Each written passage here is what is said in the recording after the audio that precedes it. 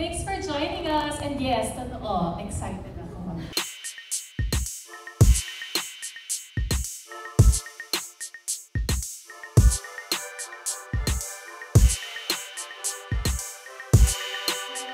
Hi, I'm Kirsten Mayuga. I'm from the MMDC team. Nice to meet you guys. Nice to meet you again. Nice to meet you again. Nice to see you again, Kirsten. And thanks for inviting us, no? And yun na nga, ano ba to, Kirsten? The place is buzzing as they'll see sa video, no? What will happen here? Ano ba yung pwede nating abangan?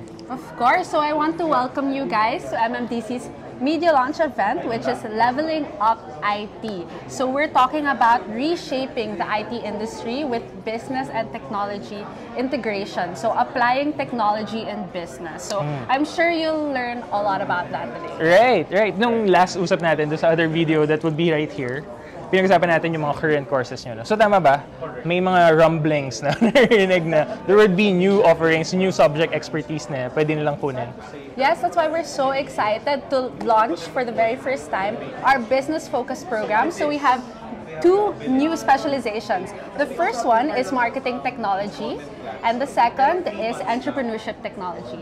So this is all under the BS Information Technology program. Right. So super excited for that, and tune in later on. Makikita nyo ano yung mga announcements. If anything, how they would inquire at? Yes, you can check our website. It has everything you need to know about our new specializations, which are very exciting, by the way. So check our website at mmdc.mcl.edu.ph. For any social media, pagka ipa-follow yung page, saan kayo pwedeng i-reach? So you can reach us on Instagram, Facebook, and LinkedIn. That's at Mapua Malayan Digital. There you have it. Sige na, punta na natin yung event.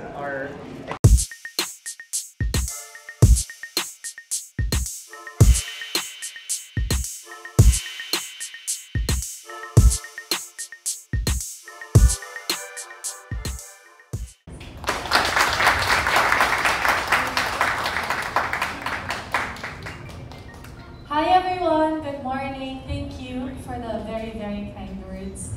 Thanks for joining us. And yes, totoo, excited ako. Thank you.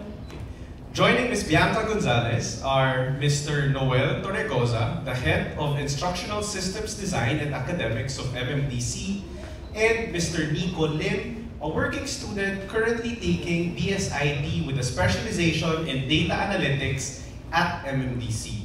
Let us all give them a warm round of applause.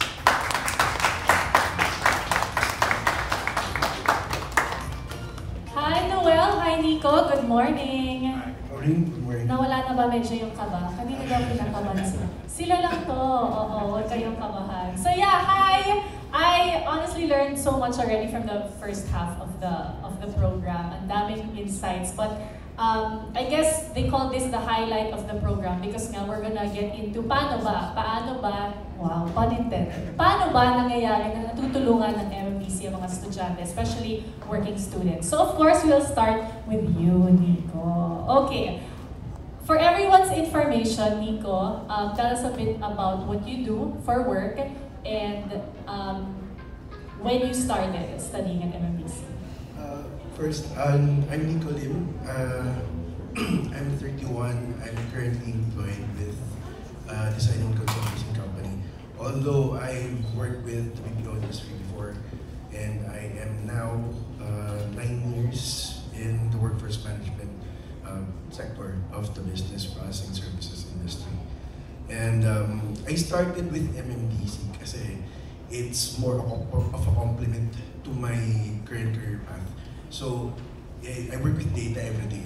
Tapos, yung course offerings din, data analytics pa pala. Sakto. Ang galing. Sabi ko, sige, try natin. I've started last March 2023 and I'm still here now. So, proven and tested pa na siya. Yeah, so more than a year enrolled at MMDC, and then you've been working about 9 years in total. And then decided to be a working student right now. Okay, si Nico, kung hindi nyo na itatanong, very, very busy because you work. You're also a proud dad.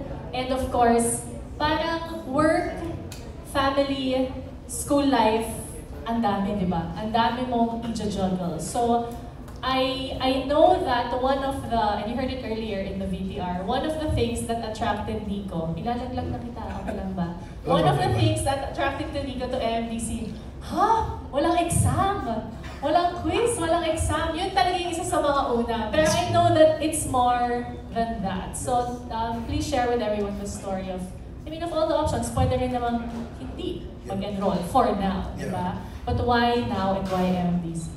I think it's what my other classmates or peers that's currently a working student with MMDC as well is thinking.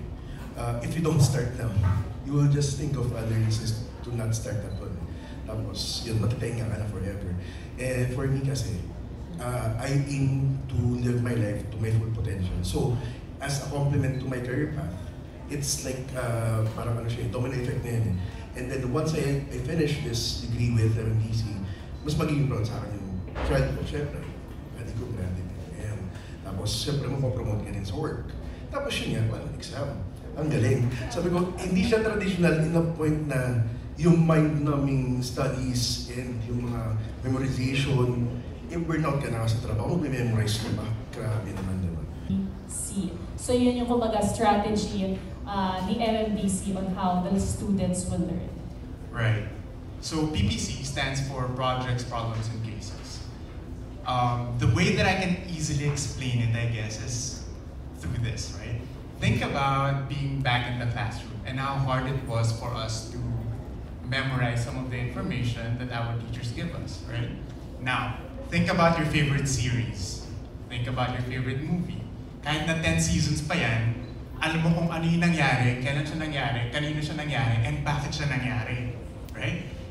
The difference is that when we're fed information that is not necessarily relevant to what we're thinking of, what we need, what we want at the moment, a lot of times hindi siya nagsistick in our heads.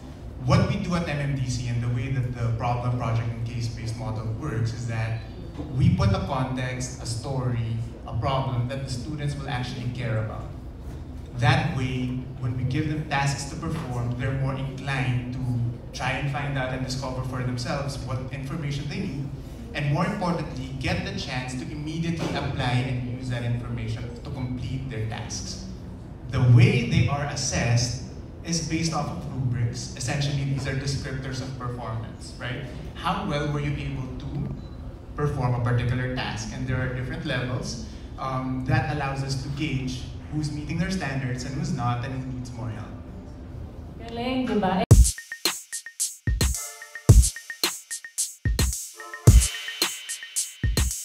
Your advice to working professionals who want to consider a career in IT and business? Right, so I think the first advice that I would give is that, and I know this might be a bit of a cliche, but growth mindset and an ownership mindset goes along. Understand that, there are always better ways to do things. And as we're seeing today, there are always better things to do. So never stop being curious, and whatever it is that you do, take pride in your work, right? Take pride in the quality of the work that you put out. I think just to encourage other people who are keen on building a career in IT and business, this is a very exciting time. Never before has business and tech been so interspersed, right? I think they're so highly interdependent. And now, we are actually offering a couple of new specializations in MMDC with marketing technology and entrepreneurship technology. I think this is a good chance for us to better understand not just how to code and how to produce the tools that are necessary, but I think it's also critical for us to understand in what way or what value do they provide businesses? How will businesses be able to take advantage of them to achieve their strategic objectives, right? So I think that is a component that is critical, not just the tech component of it. So that's, I think, what I can do. Thank you very much, Noel and Nico. Palakpakan naman natin sila.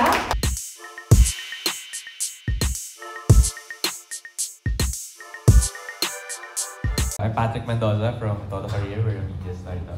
So, si Nico mentioned earlier that coincidentally, nakita mo na yung mga lessons sa MMDC na apply mo sa trabaho mo. I'm curious for the MMDC and its programs. No? Are there any other initiatives that can provide students the opportunity to experience some real-world jobs or other like opportunities like internships and stuff like that?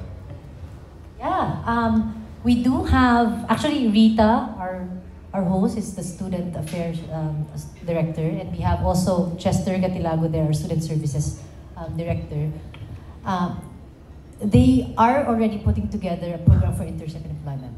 But we've done the initial carving of getting our employer partners in, like GCash, Globe, right? Concentrix, again, McDonald's, 7-Eleven, all the employers in our list can actually take our MMPC as interns. And if they do well, they can be employed.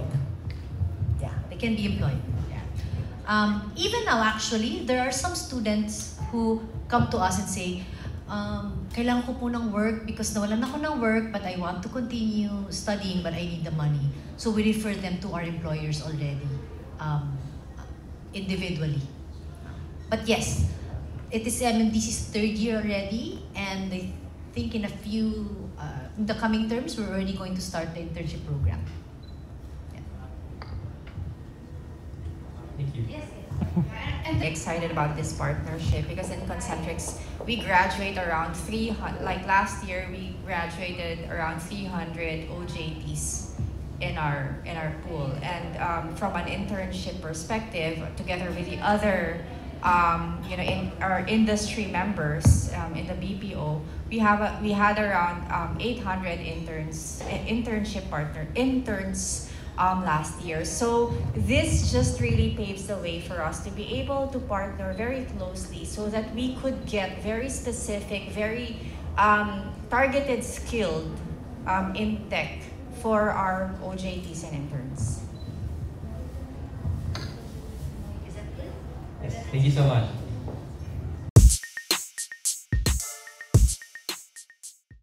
Yan. Alright, so we're with XP of GCash. Sir, please introduce yourself. Hi, my name is XP Villa. I'm the head of GGives. It's a product or a buy now pay later product of GCash. Yes, so XP, super gandang program kanina. Super gandang program with your partnership with MMDC. What's it about GGives na mas makakatulong pa sa mga students natin, especially with the students of MMDC? Right. So actually, as I mentioned earlier, GCash's vision is always financial inclusion.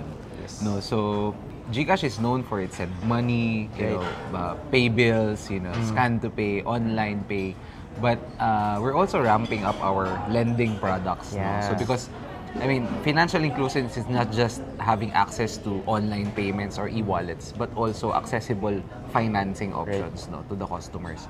Actually, we launched GGives December of 2021. So it's all around 2 years old already. Mm-hmm. We're actually available in some of the merchants because our initial thrust is to have, for Filipinos to have access to financing of their, for example, laptops, appliances, furnitures, even services.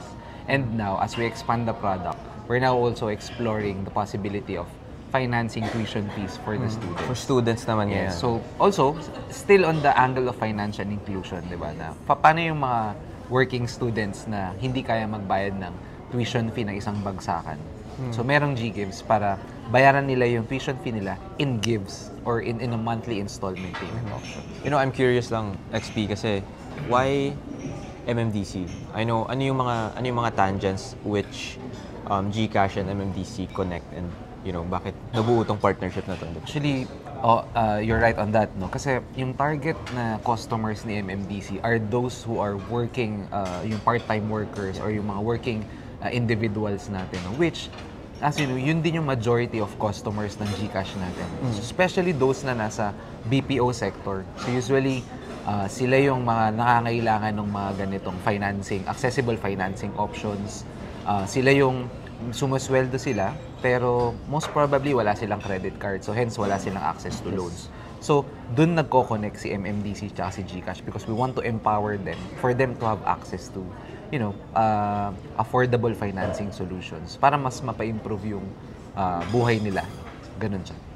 Got it. Ang ganda. So, XP, if there are students out there, mga working students who want to continue their studies, paano sila makakapag-reach out sa GCash, paano nila ma-access yung GGives. Alright, so para sa mga working students natin dyan, mga nag-work natin na employees na gusto nyong maka-access ng tuition fees or gusto natin mag-enroll sa MMDC.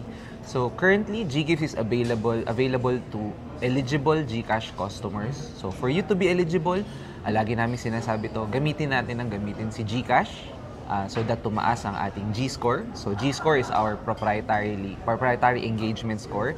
It measures your engagement in the app and eventually it can give you a credit limit which you can use, no? Kumbaga yun yung credit score. Yeah, parang ganun siya. Parang siyang credit score na habang ginagamit mo si GCash, tumataas yung credit score, yung G-score mo. And nagkakaroon ka ng access to this accessible financing options. And once na eligible na sila, they can go enroll themselves in MMDC and pay them their tuition fees in easy installments. Up to 24 months, and our maximum credit limit is up to 125,000 pesos. Right, that's it. Thank you. Thank you very much.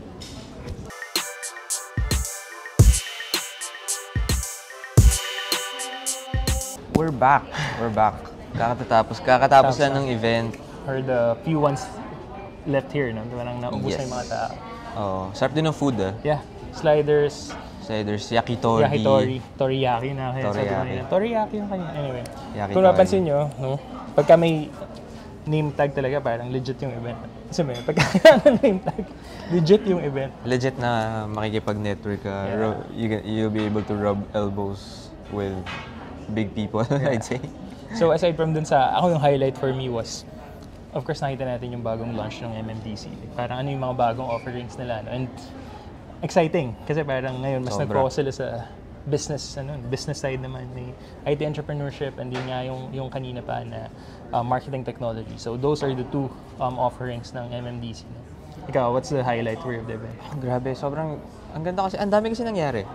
Ang dami nangyari. I mean, not just about the event, but ang dami natin nakilalang tao.